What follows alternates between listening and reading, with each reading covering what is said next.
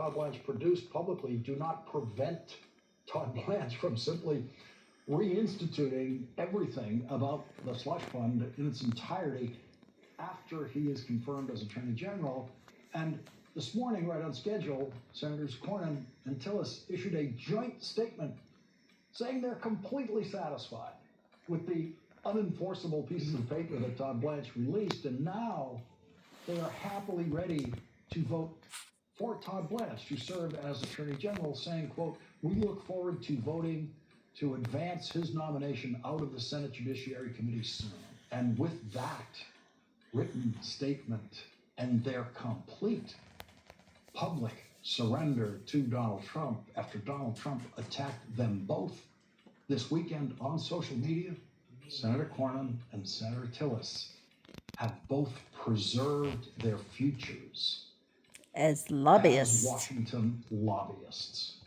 Sadly, in the 21st century, the most common post-Senate occupation for former United States senators is Washington lobbyist.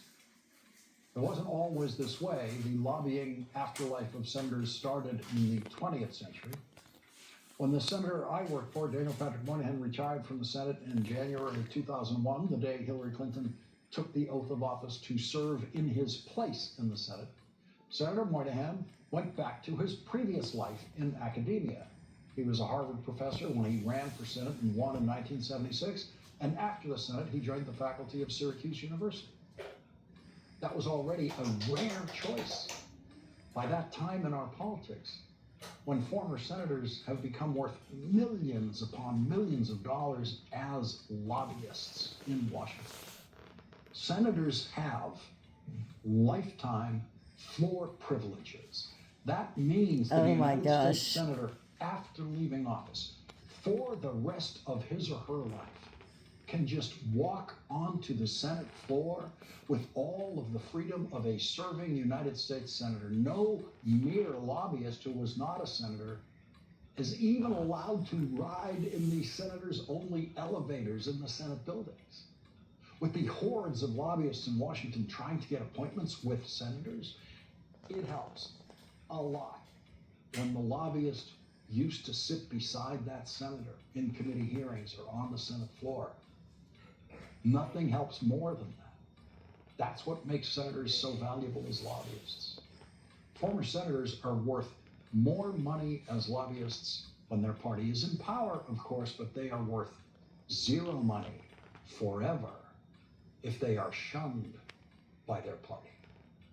John Cornyn and Tom Tillis had a right to fear that if they voted against Donald Trump's former criminal defense lawyer becoming Donald Trump's attorney general, they might never be able to get an appointment in a Republican senator's office again. Exactly right. To lobby for anything, to ask for anything, including just getting their passports renewed quickly.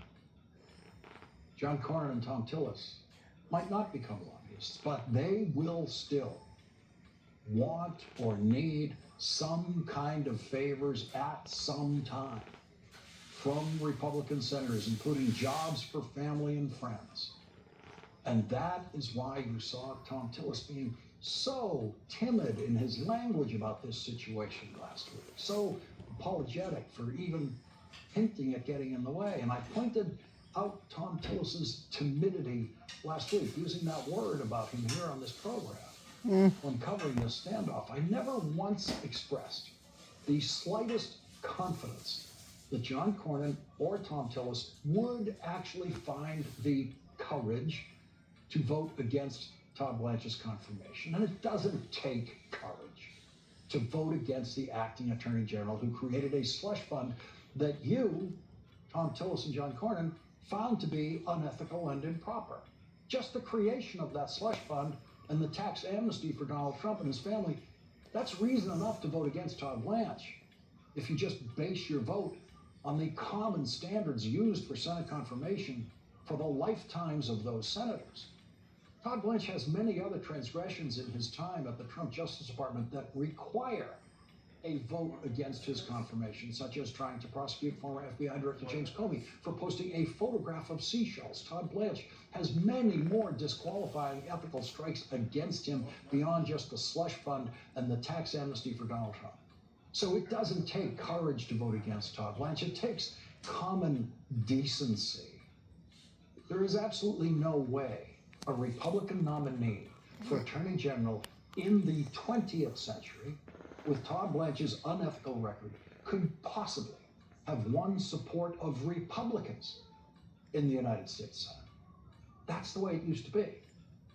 But Donald Trump has corrupted every single Republican senator to some degree. And Donald Trump has corrupted most Republican senators completely. Just completely bent them to his will on everything. The top Democrat on the House Judiciary Committee, Congressman Jamie Raskin, who will be chairman of the House Judiciary Committee next year, where he will have jurisdiction over Todd Blanche and the Justice Department if the Democrats win control of the House of Representatives, issued a statement today saying that Todd Blanche has, in fact, left his, quote, corrupt scheme fully intact, including the unprecedented super pardon shielding the Trump family businesses from legal accountability for their efforts to avoid the tax system and profit from the presidency. Blanche has made clear that he is using his office as the country's chief law enforcement officer to create structural roadblocks to prevent the Trump family and their businesses from ever being held accountable for any of their corruption or lawlessness, including a torrent of suspiciously timed stock trades, shady no big government contracts, worst of all, to companies the Trump family is invested Epstein, in, or even allegations of sexual assault by Trump revealed in the Epstein files. MS Now's Jake Traylor asked Donald Trump today about the deal that preserves Donald Trump's tax amnesty and wins him a Senate-confirmed Attorney General. Mr. President, did you sign off on Todd Blanche rescinding the anti-weaponization fund? And also, there are Democrats right now who say there's essentially two tax codes. There's the Trump family tax code and a normal people tax code. Why do you think that your family deserves some level of special exemption when it comes to the auditing of taxes? Well, I'll go into that. First of all, I had a 10-year case that was settled until I announced I was running for office. It was a settled deal like I've been doing all my life. I've been audited every year for my entire life, which I have a lot of wealthy friends who were never audited. To this day, they were never audited. I was audited. And my deal was settled. In writing, it was settled, subject to final approval. Then I announced I was running for president, and all they did was haunt me with it. They ended the settlement, and they went after me illegally. He's lying about a lot there. First of all, it's worth noting that every president prior to Donald Trump automatically had their tax returns audited while they were serving as president of the United States. That became standard procedure for the IRS. Donald Trump was never investigated illegally in a tax audit, as he claimed. Donald Trump claimed that he was the subject of a tax audit before he even began running for president in 2015. He told us that in 2015, before he started his campaign.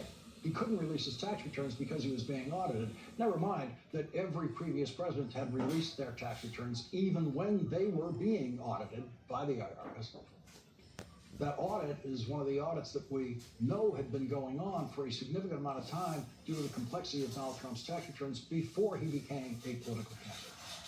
Donald Trump rambled on without answering the question, did you sign off on the deal? And so I am proud to say MS Now's Jake Traylor did what a White House correspondent is supposed to do.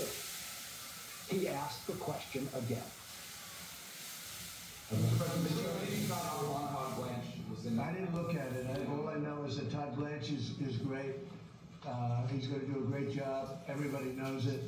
And I understand there's been a sign-off, but I don't know what they agreed. I think Todd Blanche agreed to reconfirm things that he's already said, and what he said was okay. Other avenues you have supporters get paid potentially if it's not the anti-weaponization fund or another. Who you with?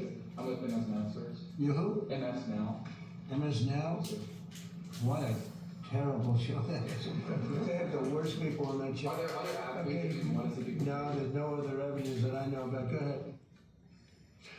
And then Donald Trump got the subject change he was hoping for from another reporter who asked him about the Strait of Hormuz, to which Donald Trump hallucinated about the possibility of the United States of America charging a fee for ships to pass through the Strait of Hormuz, something that could never be done and will never be done.